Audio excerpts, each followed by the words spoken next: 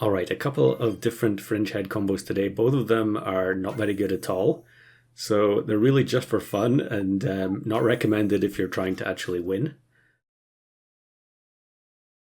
Things are pretty tough in customs at the moment, although this was recorded a while ago. And even when it was a bit easier, these two combos were still pretty awful. But I think that's one of the attractions of Fringehead, is that it's just such a fun and creative unit. You know, you can make loads of different teams with it, even if most of them tend not to be very good. That being said, there are definitely some good Fringehead teams, and I've featured them on the channel before. I'll link some in the description. But today, the first one we're going to look at is trying to use Fringehead to feed a whale shark. So Whale Shark's ability is still pretty unique in the game in the sense that it benefits from gaining an ailment. So what I want to do is have the Fringehead put a pet onto the other side of the board, which is going to give an ailment to the Whale Shark. And in the meantime, we'll just take the standard combo Fringehead plus Quetzalcoatlus. Yeah, I'm not sure why I passed up all those potential level ups there. Maybe, and then I ended up, I think, buying a perk and then immediately overwriting it with the question marks guy. I do that constantly. Not exactly sure why. It's just a mental block. And we lose by 1 HP or 2 HP after we give them some extra stats. So now we get the level up. We don't find the whale shark, which is a bit unfortunate, but I'll maybe just take the farmer cat for now. And then I can just buy another giraffe.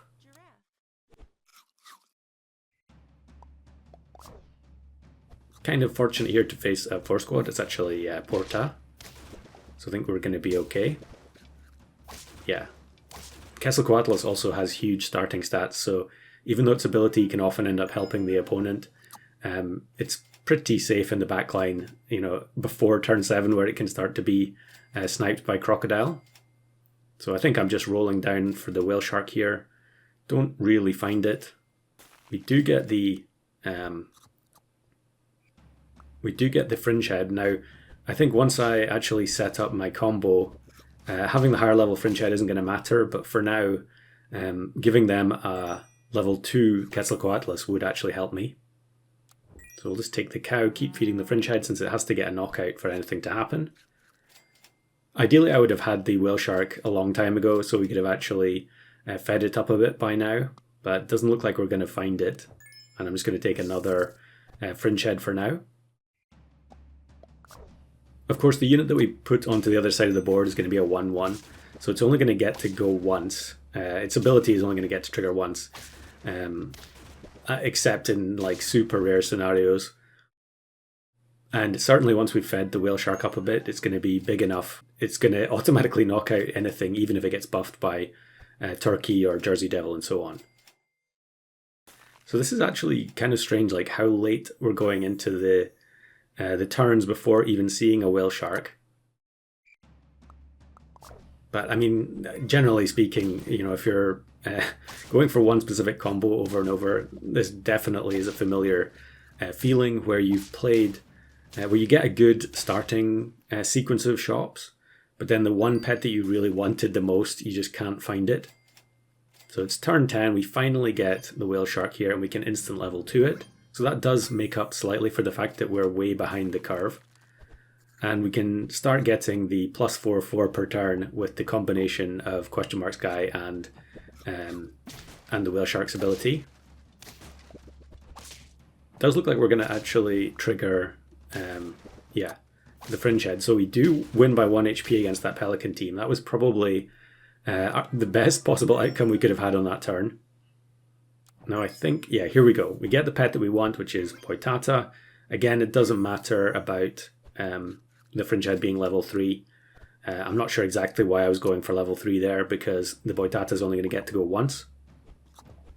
Unfortunately, we immediately face Bakunawa, one of the most toxic pets in the game. Hopefully it gets adjusted pretty soon. Fringehead teams definitely do have this problem, you know, if you're not just playing monkey spam or something to get the Fringehead up to massive attack, it does end up struggling to get knockouts in the late game. Now you can do things to remedy that. You don't have to play the Fringehead at the front. You could play Scorpion or something, but here we do get to see the combo actually work, although we're still going to lose anyway. But it is very satisfying when you see these types of weird and wonderful combos actually work in game, even if it's just for one round. I think that was a double roll by accident there. But yeah, you can definitely see, you can definitely, make it easier for your Fringehead to knock stuff out if you have, I guess it doesn't actually have to knock stuff out. You could have Goblin Shark to try and remove something from the opposing side and leave a space that way, as we seem to be experiencing a bit of lag here. I'm not sure if I'm going to bother editing that out in the in post. But you can see the Fringehead, the Whale Shark has actually got up to a pretty big size already. And I think this time, even though the other team does have Bakunawa, we are going to win. So quite lucky that the Fringehead had enough stats there to survive. So we'll just keep feeding it. We'll take Oyster Mushroom to give us an extra Croc Snipe. So yeah, you can see I'm thinking I need to try and remove a weaker unit to give the Fringehead a chance to spawn, even if they have a huge pet up front. Luckily here it works out. We snipe the turkey. So we're guaranteed to get the combo to work. Of course, this entire combo, all it does is give the Whale Shark plus 4/4 once, and that's it. It would be incredible to get to face like a Seagull Mushroom opponent. That would be the absolute dream. But I think in all the games I played of this, I didn't see that once.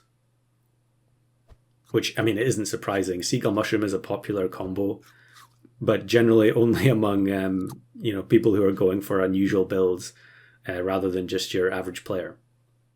Again, we're having a bit of trouble with the delays. Not sure exactly what was going on at this point, but yeah, it's not too bad, and we get into the next battle.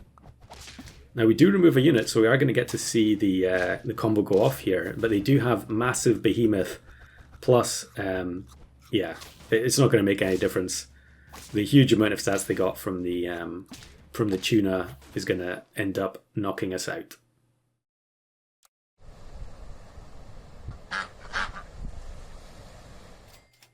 Alright, so let's move on to another combo. Now this one is even more complicated, and I'm not sure if it's worse, but it's much harder to set up for sure.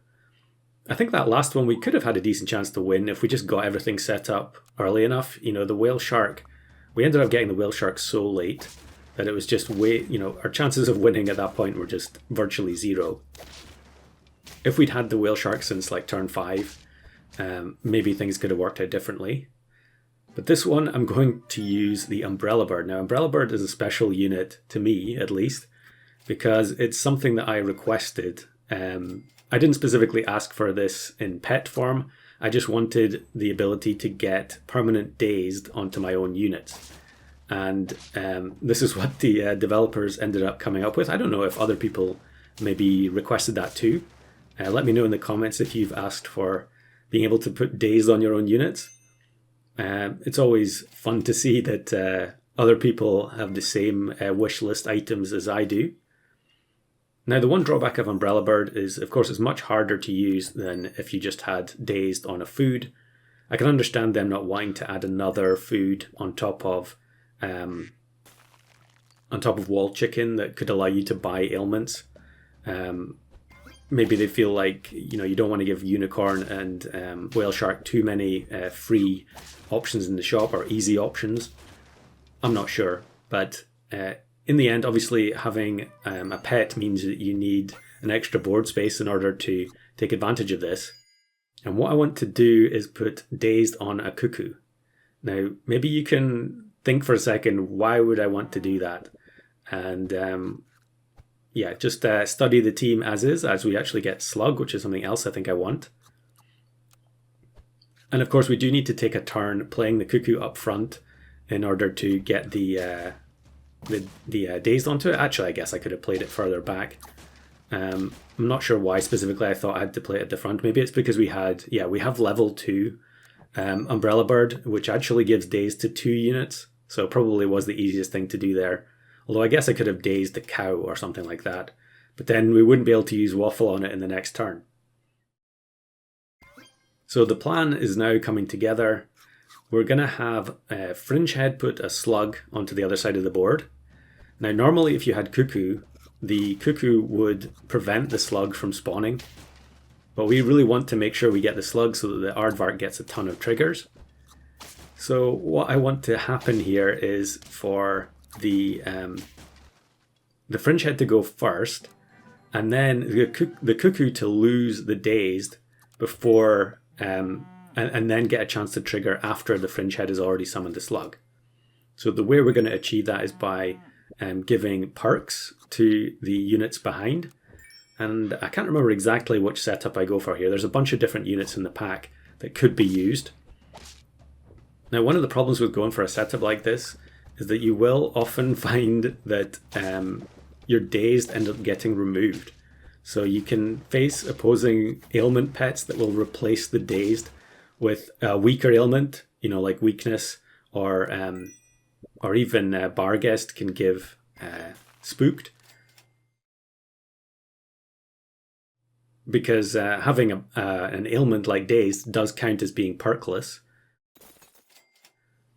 So I think, we're just going to go with Snapping Turtle, which does work pretty well if they've got a Cuckoo Chick summoned on their side of the board. But the next thing we face is, of course, Microbe, which is going to completely ruin the setup.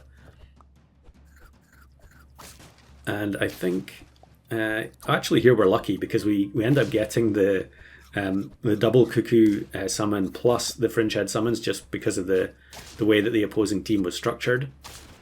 So we do win the round even though the combo didn't work the way I wanted it to. But this is another one of those combos that is so awkward. I was just hoping for at least 1 or 2 rounds where it actually worked with the dazed getting replaced by the skewer. Now the other thing here is that we're actually on turn 11 8 wins and we have 3 hearts. So we just need to somehow win 2 games and we'll actually win. This was almost like the first attempt or the second attempt going for this. I mean, look at the state of the team. The Fringehead is the only unit with decent stats. It's pure abilities. We just need the perfect opponent for this combo to work. And unfortunately here, the Snapping Turtle gets sniped by the Lynx. And so the Cuckoo ability goes off, blocks the slug from coming in. But I think, because we have the lemon at the back, we still win. That was so unfortunate that the Lynx didn't hit something else, because I think the combo would have worked there.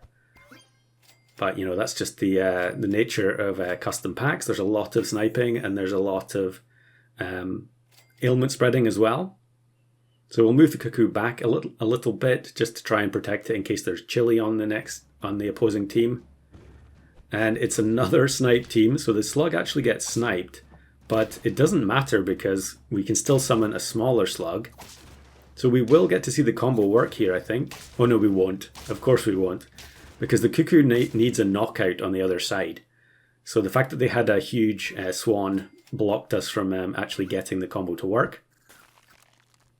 So now we're really in the danger zone where we need to face specific opponents to have any chance here. And unfortunately, it's another ailment spreading team. In fact, it's Worf plus Toad, so our whole squad gets wiped for no loss. And we get one last chance to actually see the combo work. On turn 14, though, our chances are pretty minimal, and I think I'm just going to buy this chicken leg. So we actually got the combo set up pretty early, and the final opponent is sadly just your bog standard 50-50 owl team. And the combo doesn't get to go off. I don't know how many turns that was it failed. But I'm not sure I ended up getting a single clip where it actually worked.